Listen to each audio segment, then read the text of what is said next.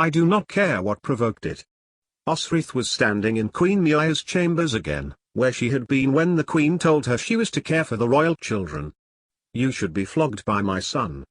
However, the queen broke off as Osrith looked back at her, impassively. Flogging a servant for defiance was typical. However, come, sit child. She gestured towards a window seat, and sat herself. What of your life, girl? For you do not come from a noble family. My family were not badly off. Osrith recited the padded story. My father owned a fishing fleet. He taught me and my elder brother to fight, to defend ourselves from Danes. She sighed, remembering the prone body of the father of the family, remembering them all, even the small children, hacked to death by the Norse invaders. And for what?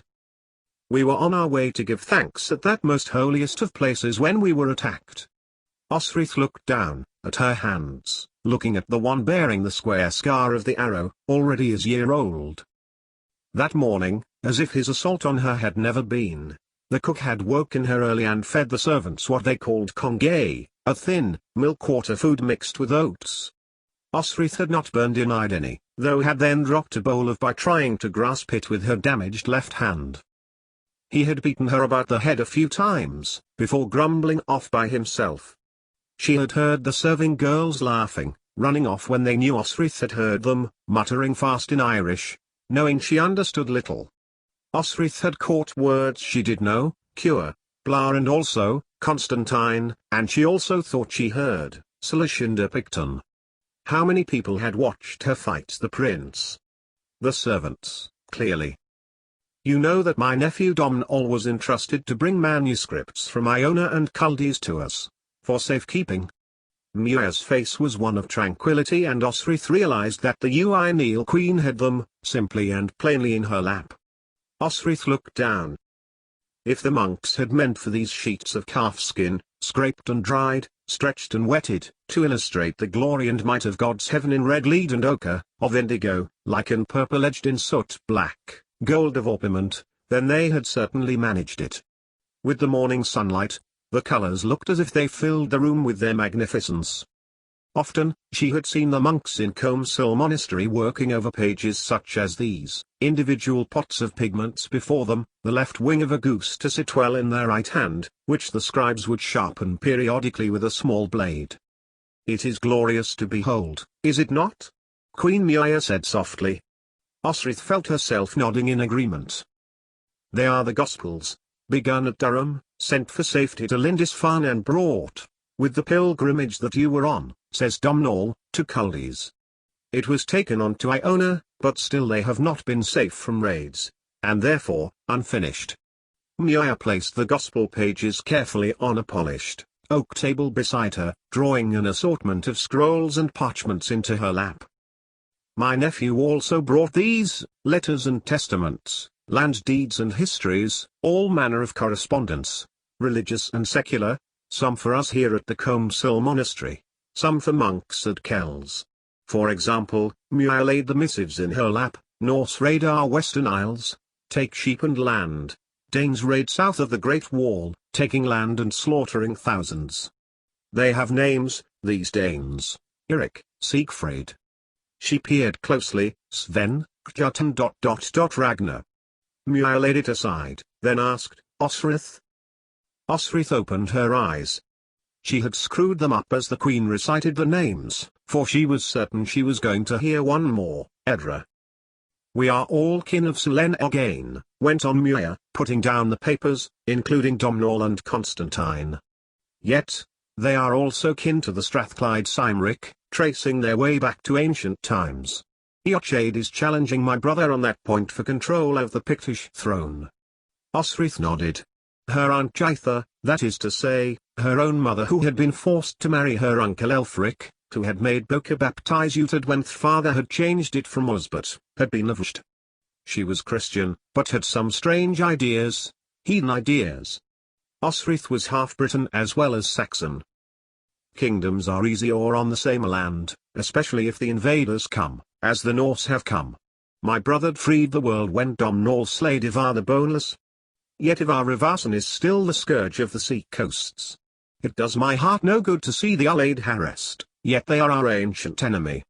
But for the expulsion of the North I would see an island under one king. She sighed and looked at Osrith. Even we, the North and South Neill, are watchful and guarded of one another rather than friendly. For there are many contenders to be High King to take our lands outside the Norse. But, come, the Queen finished. She took with her the letters and manuscripts and they made their way across to the monastery. You can read? Muir asked Osrith, as she gave the richly illuminated manuscript book to the abbot. Father believed I should. Osrith nodded, as a less senior monk, young and fresh-faced, relieved the Queen of the parchments, papers and scrolls. Father Becker that was, Osrith added. I believe you have been at Lindisfarne? Osrith nodded.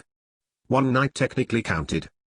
Then you would have seen the monks at work, in the words of our Lord. Osrith nodded again. These Gospels are unfinished, Muir explained.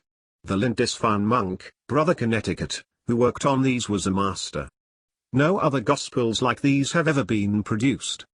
Yet, Connecticut was murdered on a raid by Danes. They were sent to Culdees by arrangement of my brother, but when no one skillful enough could be found, he tried again at Iona and then at Ratlin. So, Neill saw fit to bring them to me. And yet still, I fear, that we may not finish them. Muir led Osrith back to the castle and to her own chambers. She then held some thyme out to her. Osrith stared into the Queen's milk-white hand, at what looked like a large globule of snot. It is a squid, from a lock foil. She held the dead sea creature flat on her palm. Osrith could see the tiny lines and dark sections within the small animal. It is only in these months, until the harvest, that these will be available on the coast. Our monks desperately need them for the dark blue pigment they give. The Queen pointed to a section at the back of the squid, where a dark spot, darker than the rest, sat heavy. If the Gospels are to be finished, and the word of the Lord be heard, you must find as many of these as you can when next you stride the northern shore for seaweed. Bring them to me. But, my lady, how will I know where to look? I am given to understand they bask in the shallows, the Queen smiled. Go as far as you wish, but remember, you are close to Allied territory. And, too, heathen folk comb the shores for substances for their unholy rites. And then, before Osrith had time to reply, Muir put down the sea creature and walked over to a door, through which she walked, coming back with something far more precious in her hands. Fed a sword. The word escaped Osrith's mouth before she could stop it, the sheen of the scabbard flashing almost as brightly as the illuminations of the Gospel pages. You will need protection, although, I saw how you fought my son, the Queen said, handing it to Osrith. No Allied warrior will live if they attack you, my dear. I can spare no guards to search the beach, neither can other servants go, unprotected. Deep into that night, as the moon rose and owls twitched wood to one another, Osrith crept over to the monastery. It was true what she told Muir about being able to read. She had also seen where the Queen had placed the manuscripts. Lighting a candle at one corner of the scriptorium, Osrith took them up, fed a sword by her side. And read, and read and read.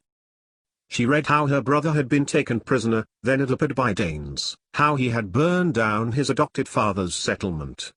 Osrith looked at the words telling her how he had become a warrior in a far-off kingdom called Wessex, and another that had condemned him for slaughtering innocent Britons in Cornwall, married, then abandoned, a wife called Mildred. Become a father and suffered under a cumulative tax, which he could not pay. And how, too, he had stood side by side next to Alfred of Wessex, as the king had sent for aid across his kingdom for the Saxons' last stand against the Danes. And they had come, and Alfred had led them to victory at a place called Death and Dun. Yet, Osrith wondered, why was it they called Uhtred an ungodly Dane? As the sun sent out its early warning colors of pale gold and blue underlining the last of the night's darkness, Osrith's heart sang as she read letter after letter, replacing them carefully in turn. Read just one last thing, with her brother in Wessex was Father Becker. She could not help it. As she crept from the monastery, knowing that it would only be a few hours before she would arrive with the royal children, Osrith realized how important to her this information was and her heart glowed with happiness. She had gone to search for any reference to herself, missing from Bibbenberg, and instead, she now knew exactly where her brother was. 88,888,888. It was that evening that the chef gave her the basket she used for seaweed, so the very next dawn Osrith made her way the several miles upriver to where it opened into an estuary, and then the loch. The sun wasn't up yet, and it was very cold, yet there was a lightness in her step as she nursed the secret of her brother in her chest. The coast was as Muir had explained. Now, as summer was beginning, the squid would populate the shallows and it would be easy, after harvesting the seaweed, to bring back the squid as the tide receded, for they were washed up on the sand and could be picked up. Getting to higher ground, Osrith surveyed the land below, the sun's warmth on her face, remembering her first, and only, time of seeing him, riding as he had been, to Bibbenberg to threaten Elfric. Uttered. In Wessex. But how was she to find him? At the palace, clearly. But, how to get there? She had a few silver coins from the treasure bag, last buried under Dunnotter's spring. A handful of silver coins would not get her across the Irish Sea. How she longed to see him once again. In no time, as the sun rose, its rays strengthening, as it picking out clumps of seaweed deposited over the smooth, new sandy surface. They would eat well over the next few days, for the seaweed would be boiled and turned into a concentrated mush which the chef would fry, or mixed with tubers. It didn't take long for Osrith to find the squid.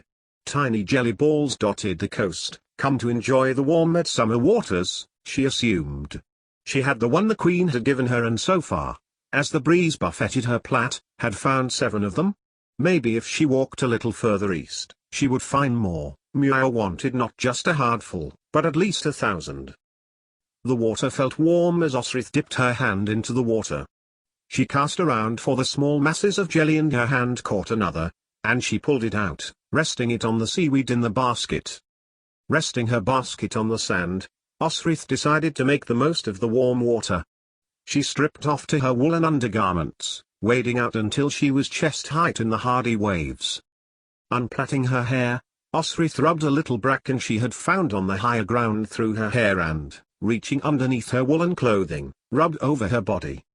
Hair trailing, Osrith dived through the waves until she reached the shore, combing through her hair with a broken piece of razor shell until the pale, golden strands flowed to her waist.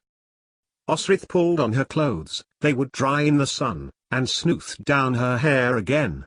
She couldn't plait it herself though, instead she bound it loosely with the leather cord that Finolai had used. Perhaps he could do it again for her. She sat on the sand as gulls screamed overhead, flying vertically, bombing the sea for fish as rays of golden sunlight warming her face. Osrith felt happy for the first time she could remember. Utad was alive. And, not only alive, but doing well, having been enslaved, and escaped, as a warrior in a far-off southern kingdom. She had a little silver.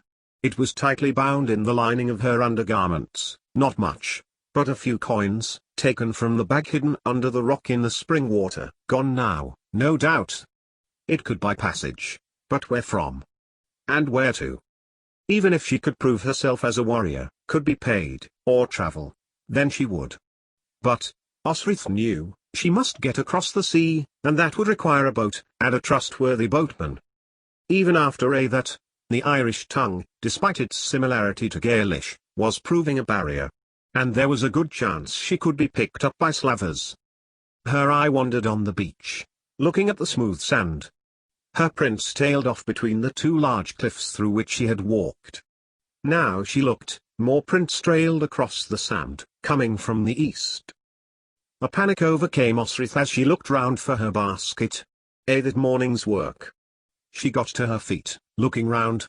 Yet her sword was still there. Whoever had taken it felt the seaweed and squid were more valuable.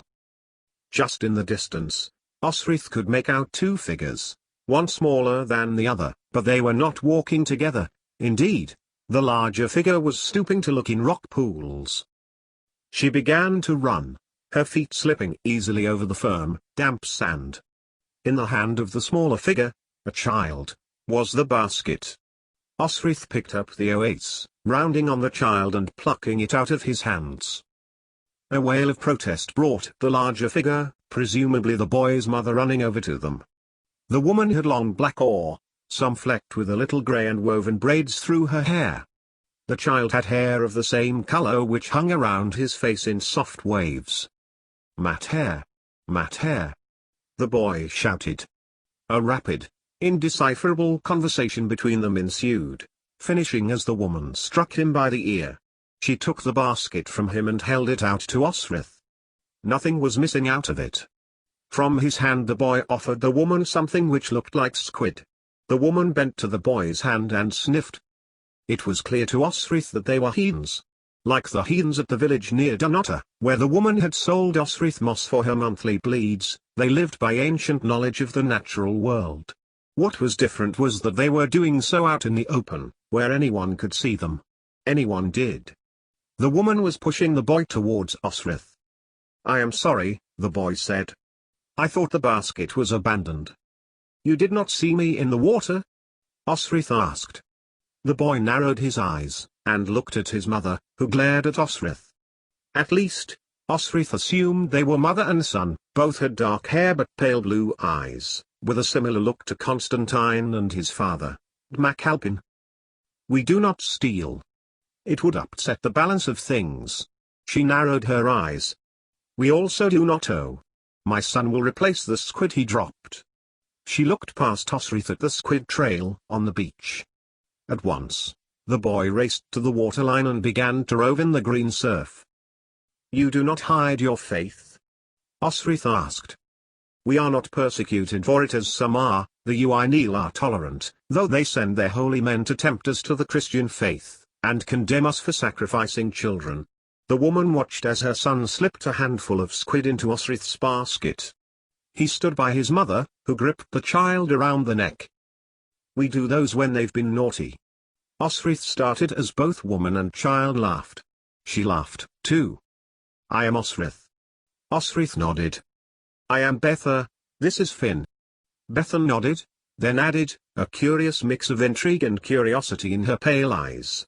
"By all the Saib, you call yourself Osrith?" "The Saib? The she? That's who you believe in?" "The gods," nodded the woman. "Ceridwen, Lug, Net, Cuchulainn Bridget Morrigan." Osrith nodded. "The Neill too." The woman looked at Osrith, and laughed. "But of course." Betha laughed. "For they dare not. They are merely us seduced by the benefits of Christianity, trade opportunities, defense. And the Norse do not press on us here as they do in Alba." "You know Alba?" Betha nodded. "We travel around these isles, know so much, hear so much. It is not to do with us, it is for Christian kings to concern themselves with. We are the land, and the sky and the water. We take only what we need to survive, and thank the gods for their generosity." Osrith found herself nodding, for she had heard that before. The woman who sold her moss for her bleeding said as much. Heathen rarely stayed in the same place for any great length of time. Instead, they traveled, looking for the most bountiful of resources that nature could provide. And this northern beach, for this time of year, provided squid. "What do you need the squid for?" Osrith crouched to Finn's height. "And the seaweed." She held out some seaweed, but the boy shook his head and folded his arms. "Medicine," umsword Betha. "My father passed his healing knowledge to me, and now I teach my son." Betha smiled, holding up a handful of flowers, jagged points with black centers. "Henbane," said the boy.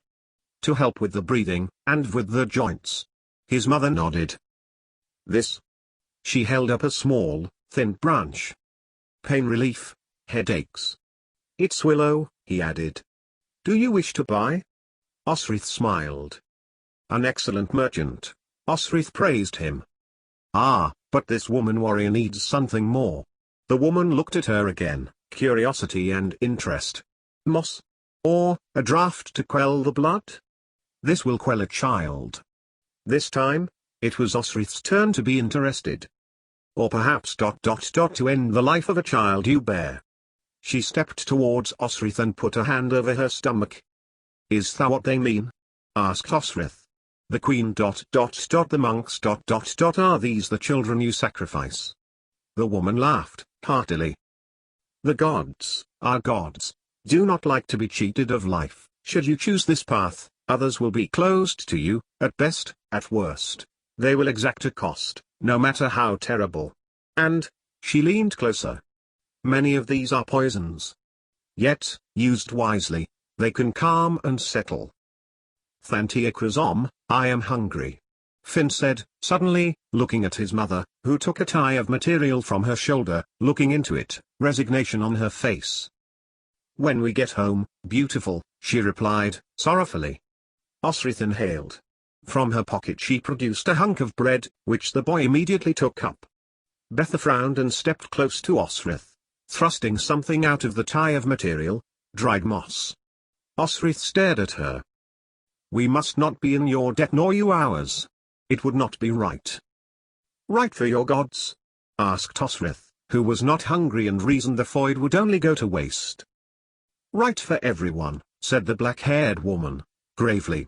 For the gods are everything, the land, the sea, the wind, the plants, the seasons and the turning of the years. That wheat was taken from the land, the water with which to cook eat the springs, their wood with which to bake eat the trees. Osrith nodded, politely, yet the look on Finn's face, of gastronomic delight, made her smile. To whom do you sell your medicine? Osrith asked. Ourselves, and we do not sell to other believers, but trade. The palace buys a good deal from us in silver, yet at the same time, their Christianity compels them to insist on us becoming Christian. She turned her head to the sea, the wind whipping strands of hair across her face. Yet over in your land, Mac Alpin might have done better by not persecuting us. She looked back at Osrith. Not that he is harsh as he once was. His time will soon be past, I fear. They still believe in the Sahib, for their Christianity, said Osrith, nodding in the direction of Doya. And, maybe even she did, Osrith thought to herself. Windy nights, creakings and howlings. The Sahib were truly alive in this land, letting their displeasure be known.